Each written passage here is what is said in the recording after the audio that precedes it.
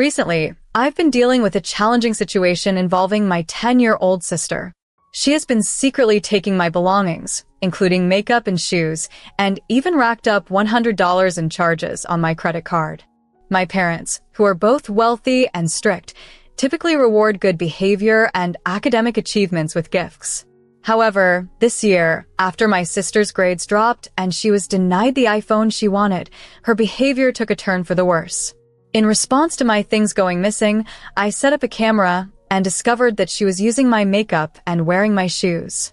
Hoping to curb her stealing, I gave her some makeup for her birthday, and along with our other sister, we bought her a Sephora gift card. This seemed to work for a while, as the theft stopped, and she only entered my room to get the dog.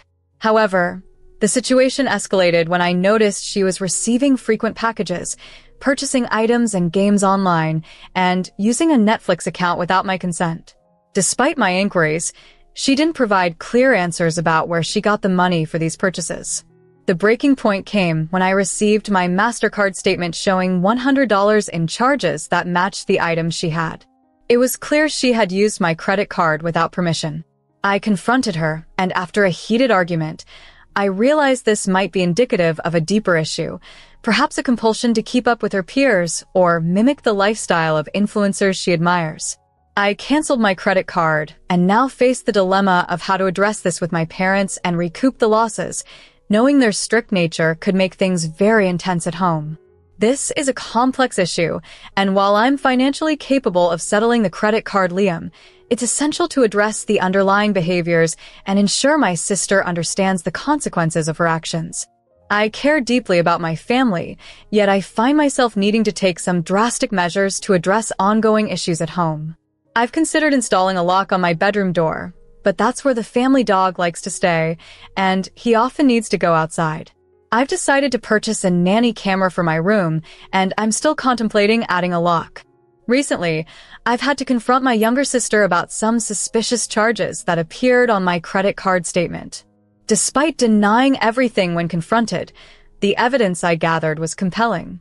She had been receiving packages that matched the charges on my statement, and I was the one who had been unwittingly collecting her deliveries from our community mailbox. My father also has a key and may have collected some packages without my knowledge, which could explain why I hadn't noticed the issue sooner.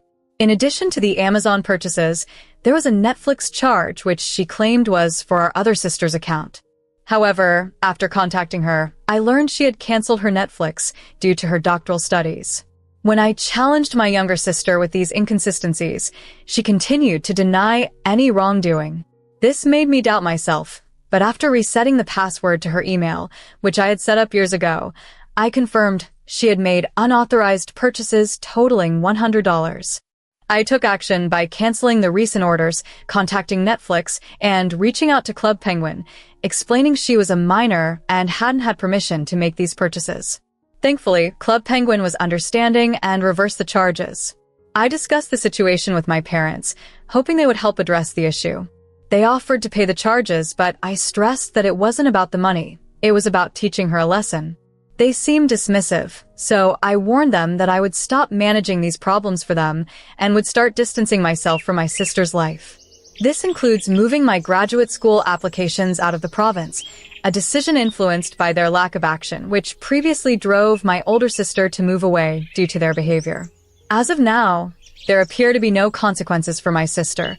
She seems unaffected and continues to stay in her room. My dad has transferred the money to my account, perhaps thinking this resolves the issue.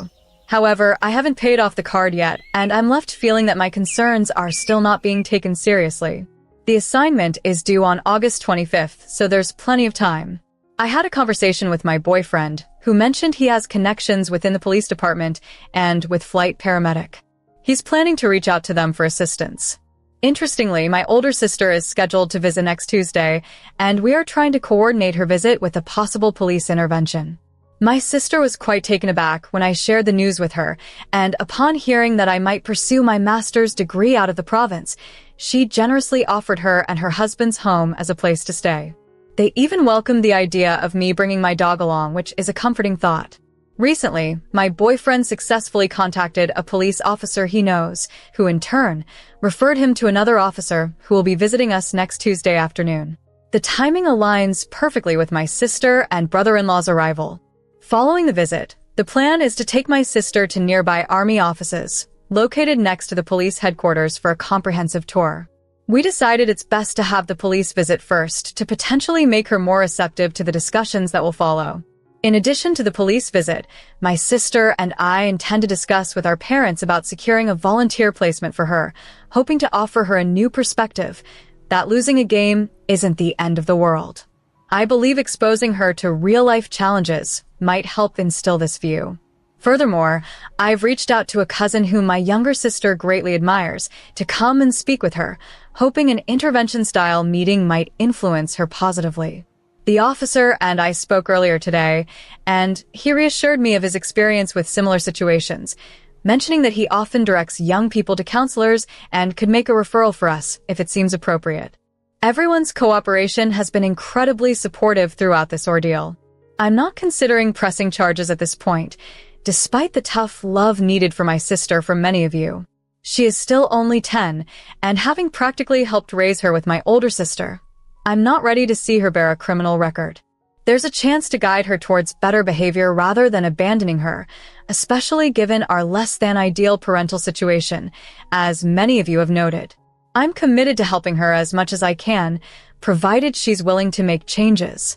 If not, it might be best for me to move on and focus on my life, even though it's a tough decision to make. I'm determined to try everything possible before taking that step. To help my younger sister gain some perspective and realize that not owning a game isn't a major disaster, my older sister suggested finding her a volunteer opportunity to expose her to more challenging real-world situations. To reinforce this, I reached out to our cousin, who my younger sister greatly admires. My cousin agreed to chat with her in an intervention-like manner, reminiscent of a police visit. I've recently spoken with a police officer about this approach. He's experienced in handling such discussions and often directs youngsters to counseling.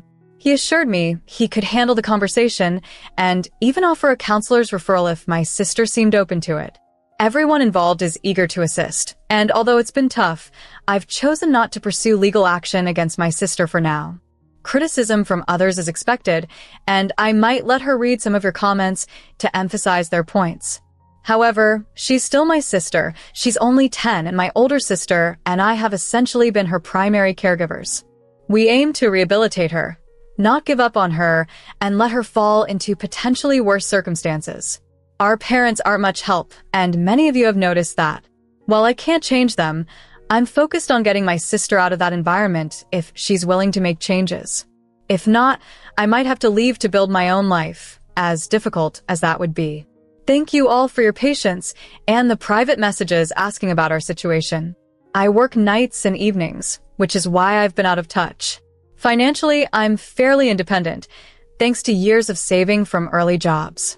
Despite the challenges with my parents and school, I feel I've earned the right to have them help with my tuition.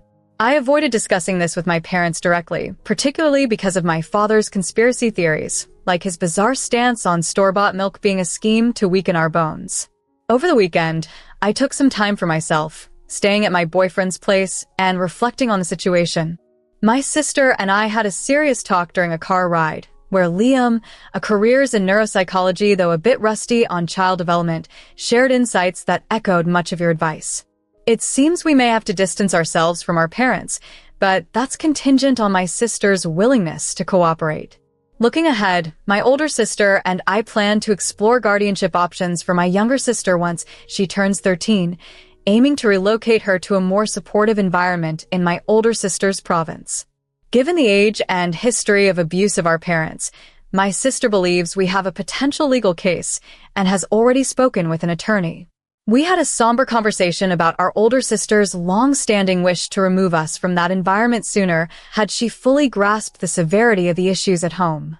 I've yet to discuss with her the behavioral problems of our younger sister and our parents' emotional detachment, as our older sister is balancing work and graduate school, and I didn't want to add to her stress.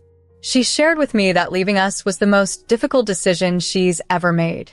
By the time she moved out at age 19, We had no expectations of her rescuing us, especially as she hadn't yet met Liam and her financial situation was tight.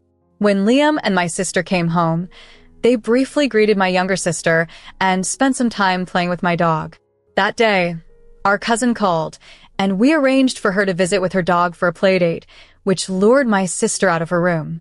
Living only 25 minutes away, our cousin arrived quickly. We watched the dogs play outside until the doorbell rang. My younger sister answered the door to find a police officer, which made her burst into tears. The officer was incredibly understanding, reassuring her that he was not there to cause trouble, but to discuss important matters. He used a poster board to illustrate stories of young individuals who had faced similar life challenges, which resonated with the discussions we had seen in the comments section online. During this visit, my cousin expressed how tough it was to see my siblings and me grow up under challenging circumstances, but emphasized that we did our best to pave a better future for her. She explained to my younger sister that making mistakes doesn't define her as a bad person, although the ongoing deceit needed to end. She warned about the long-term impacts of dishonesty, noting that children who frequently lie can become adults who struggle to lead fulfilling lives. I took a moment to talk to her about the importance of hard work, using celebrities as examples to show that while it may seem they achieve success easily, they too work diligently and sometimes make public mistakes. I highlighted Ariana Grande as an example of someone who owned up to her mistakes and moved forward, which helped her continue her successful career. Finally, our older sister and Liam proposed a deal to her. If she achieves a 5.5 GPA in her first year of high school, she can live with them after I graduate. They even showed her plans for a new house where we could all live more freely, complete with 4 dogs and more space, presenting a tangible vision of a better future. This entire experience was a profound reminder of the importance of support, honesty, and second chances within our family. At our house, the police officer made it clear that not everyone gets the opportunity to set things right. He gestured to his poster board, which, in hindsight, seems rather humorous, and asked my younger sister if she wanted to emulate the people on it. Still tearful, she eventually walked over, hugged me, and apologized. Her simple admission of regret, without any excuses, was enough for me. The officer and my cousin then left after giving us a referral. While my uncle believes he knows professionals who might offer better guidance, having options means she won't feel judged when seeking help. I later messaged my boyfriend, asking him to accompany her to the Army headquarters over the weekend to keep her from feeling overwhelmed. The night before, we devised a plan for her to make amends. Starting now, she will walk and feed my dog every other day until it snows and learn to do her laundry. We'll also get her a bus pass, and I'll show her how to use public transit to get to school, a skill I learned at her age. She'll join me for study sessions at the library, which the university allows. If her grades improve by the first report card, I'll consider rewarding her. However, any misstep will nullify our agreement. She must also surrender all her digital passwords to me. I'll monitor her accounts to ensure she stays on track.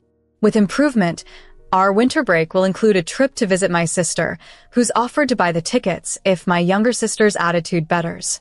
My uncle has outlined strict behavior rules: no lying, managing anger through conversation, obeying without question, showing me all her homework weekly, and starting a journal. I discovered she writes stories, so I bought her a journal from Walmart, hoping it'll help her express herself more constructively. While this plan is ambitious, it's a chance we're willing to take for my sister's growth. Thank you to the Reddit community for your support. I'll update you in 4 months on our progress, or hopefully we'll be too busy enjoying time with my sister and her 4 dogs to post.